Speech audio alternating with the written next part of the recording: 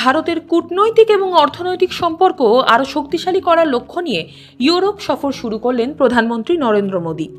France এবং Slovakia সফরের মাধ্যমে একদিকে যেমন নতুন বিনিয়োগ, প্রযুক্তি এবং বাণিজ্যিক সহযোগিতার পথ খুলতে চাইছে ভারত, তেমনি আন্তর্জাতিক মঞ্চে উন্নয়নশীল দেশগুলির স্বার্থও তুলে ধরতে চলেছেন প্রধানমন্ত্রী। এই সফরকে কেন্দ্র করে আন্তর্জাতিক মহলেও যথেষ্ট আগ্রহ তৈরি হয়েছে। শনিবার ভারত থেকে রওনা দেন প্রধানমন্ত্রী।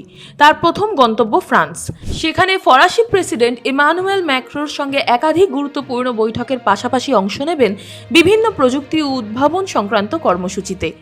14 জুন ফ্রান্সের নিস শহরে ভারত ইনোভেটস প্রদর্শনীর উদ্বোধন করবেন দুই দেশের রাষ্ট্রনেতা। ভারত ফ্রান্স উদ্ভাবন বর্ষ উপলক্ষে আয়োজিত এই প্রদর্শনীর মূল লক্ষ্য হল ভারতীয় স্টার্টআপগুলিকে ইউরোপীয় বিনিয়োগকারী এবং প্রযুক্তি সংস্থাগুলির সঙ্গে সরাসরি যুক্ত করা। বর্তমানে প্রযুক্তি, কৃত্রিম বুদ্ধিমত্তা, ডিজিটাল পরিষেবা এবং সবুজ শক্তির ক্ষেত্রে ভারত দ্রুত অগ্রসর হচ্ছে। সেই প্রেক্ষাপটে ইউরোপের সঙ্গে সহযোগিতা বাড়ানোকে অত্যন্ত গুরুত্বপূর্ণ বলে মনে করছে কেন্দ্রীয় সরকার। ফ্রান্সে অনুষ্ঠিত হতে চলা ভিভাটেক 2026 সম্মেলনেও বিশেষ গুরুত্ব পাচ্ছে ভারত। বিশ্বের অন্যতম বড় প্রযুক্তি সম্মেলন হিসেবে পরিচিত এই অনুষ্ঠানে এবার সবচেয়ে বড় জাতীয় প্যাভিলিয়নগুলির মধ্যে একটি রয়েছে ভারতের। সেখানে দেশের ডিজিটাল অর্থনীতি, স্টার্টআপ ইকোসিস্টেম এবং নতুন প্রযুক্তিগত উদ্ভাবন তুলে ধরা হবে। ফ্রান্স সফরের পর প্রধানমন্ত্রী যাবেন স্লোভাকিয়ায়। এই সফরের বিশেষ তাৎপর্য রয়েছে, কারণ 1993 সালে স্বাধীন রাষ্ট্র হিসেবে স্লোভাকিয়ার আত্মপ্রকাশের পর এই প্রথম কোনো ভারতীয় প্রধানমন্ত্রী দেশটি সফর করছেন। ফলে এটি দুই দেশের সম্পর্কের ক্ষেত্রে একটি ঐতিহাসিক মুহূর্ত হিসেবে দেখা হচ্ছে।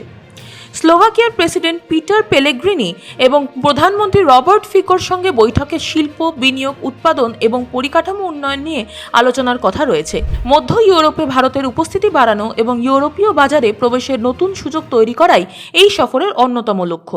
বিশেষজ্ঞদের মতে স্লোভাকিয়ার সঙ্গে সম্পর্ক আরও গভীর হলে ভারত ইউরোপীয় ইউনিয়ন মুক্ত বাণিজ্য চুক্তি বাস্তবায়নের ক্ষেত্রেও ইতিবাচক প্রভাব পড়তে পারে।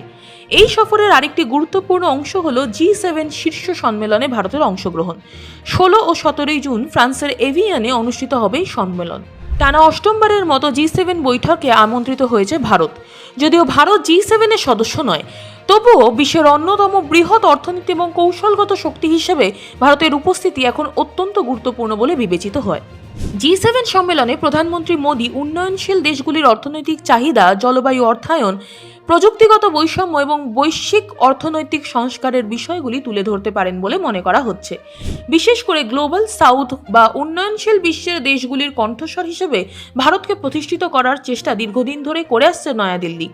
বিশেষজ্ঞদের মতে ইউরোপ সফর শুধুমাত্র কূটনৈতিক সৌজন্য বিনিময়ের মধ্যে সীমাবদ্ধ নয়, বরং আগামী দশকে ভারতের অর্থনৈতিক সম্প্রসারণ, প্রযুক্তিগত উন্নয়ন এবং আন্তর্জাতিক প্রভাব বৃদ্ধির কৌশলের একটি গুরুত্বপূর্ণ অংশ। ফ্রান্সের সঙ্গে প্রতিরক্ষা ও প্রযুক্তি সহযোগিতা, স্লোভাকিয়ার সঙ্গে নতুন বাণিজ্যিক সম্পর্ক এবং G7 মঞ্চে বৈশ্বিক নেতৃত্বের বার্তা, সব মিলিয়ে এই সফর ভারতের আন্তর্জাতিক অবস্থানকে আরও শক্তিশালী করতে গুরুত্বপূর্ণ ভূমিকা পালন করতে পারে।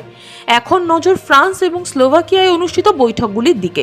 সেই বৈঠকগুলির ফলাফল এবং নতুন চুক্তিগুলি আগামী দিনে ভারত ইউরোপ সম্পর্কের ভবিষ্যৎ দিক নির্ধারণে গুরুত্বপূর্ণ ভূমিকা নেবে বলেই মনে করছে আন্তর্জাতিক মহল। দেখতে থাকুন।